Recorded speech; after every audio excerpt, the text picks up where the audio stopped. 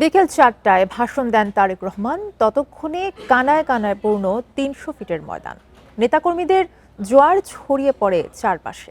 প্রিয় নেতার ভাষণ শুনতে বুধবার থেকেই জড়ো হন নেতাকর্মীরা। বৃহস্পতিবার সমাগম হয় কয়েক লাখ মানুষের।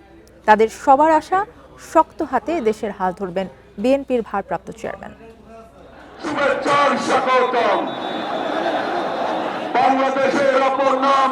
যত আয়োজন তার সবটুকুই তারেক রহমানের জন্য,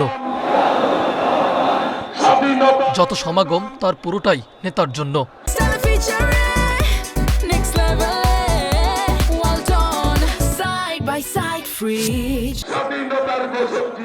17 বছর পর ফিরেছেন দেশের মাটিতে।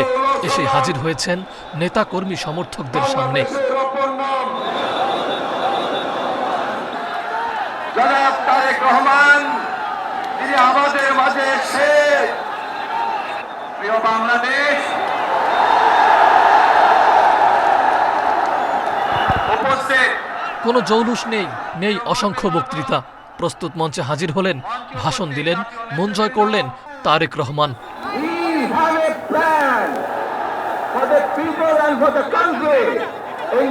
আমরা সেই প্ল্যান বাস্তবায়ন করব।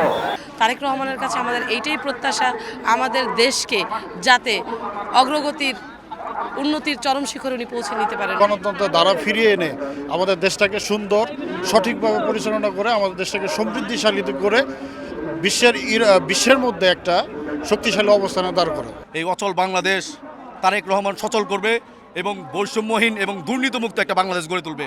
আমাদের এই তরুণ সমাজের এটাই আমাদের চাওয়া তারেক রহমানের কাছে।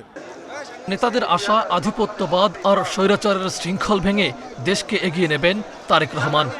নির্বাচন পরবর্তীতে সম্পূর্ণ গণতান্ত্রিক প্রক্রিয়ায় দেশ আসবে এবং তারেক রহমানের যে স্বপ্ন, গণতান্ত্রিক বাংলাদেশ, স্বনির্ভর বাংলাদেশ, একটি সুন্দর বাংলাদেশ, একটি নিরাপদ বাংলাদেশ গড়ে তোলার জন্য তিনি কাজ করবেন ইনশাআল্লাহ।